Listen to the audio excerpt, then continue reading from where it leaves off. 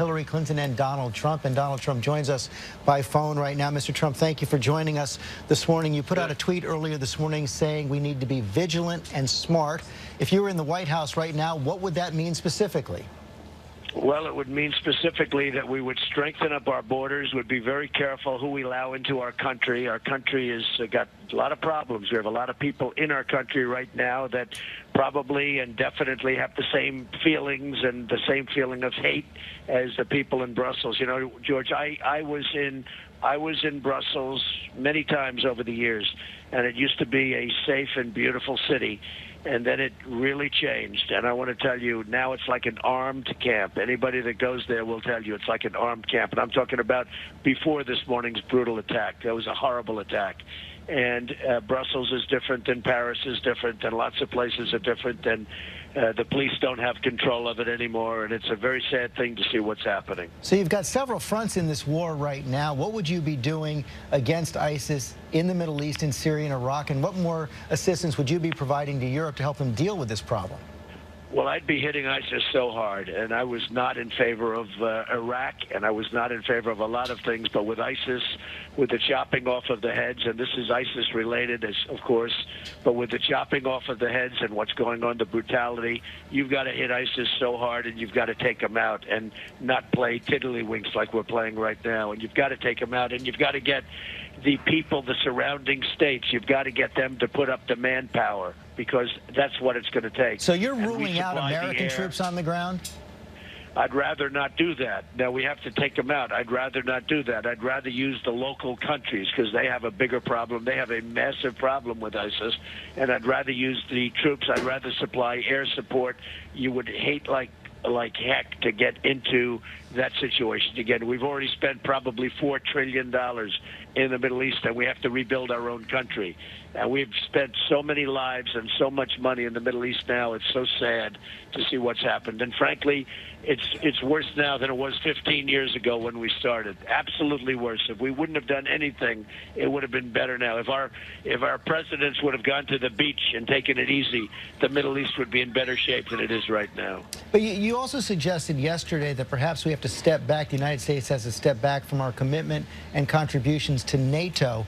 But don't we need to ensure that NATO focuses now on the fight against ISIS? Isn't this a front line?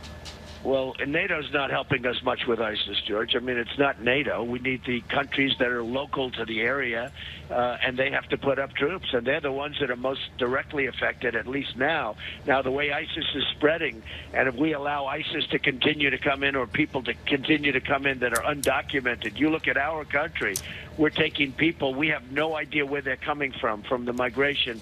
We are from Syria. We have no idea where they're coming from, who they are, where they were.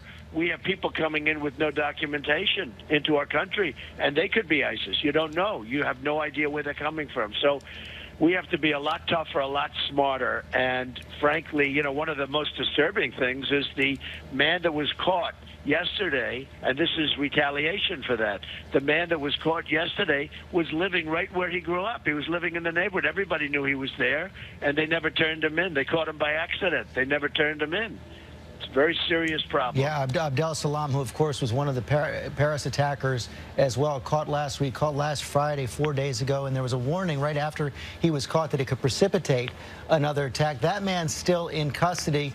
You've said several things about the kinds of interrogation techniques that you would be for and not for. I just want to clarify today, what kind of interrogation techniques would you be using if he were in American custody right now? I would use maximum interrogation technique. I would use waterboarding, and I would try and expand the laws so we can go beyond waterboarding. Now, even though waterboarding is not within United States law right now? Well, they say it probably isn't because Obama has wielded it out. Now, from what everybody tells me, waterboarding is not allowed to be used right now. And right now, I would expand it. I would have waterboarding, and I'd go a step further. Let me tell you, these attacks were based on him. He probably knew these attacks were going to occur.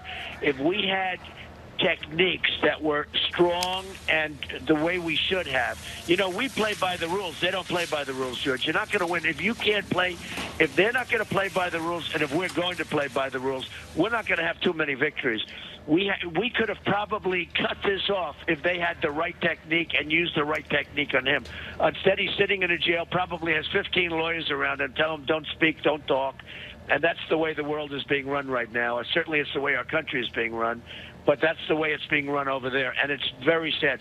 It's really sad that if you knew Belgium from 20 years ago and you go into Brussels now, as an example, you go 20 years ago, you go now, the difference is like day and night. It is so sad to see what's happened to Brussels. Donald Trump, thanks for joining us this morning. As I said, we've also reached out to Secretary Clinton. Hope she will call in soon as well. And the voting continues today. All right.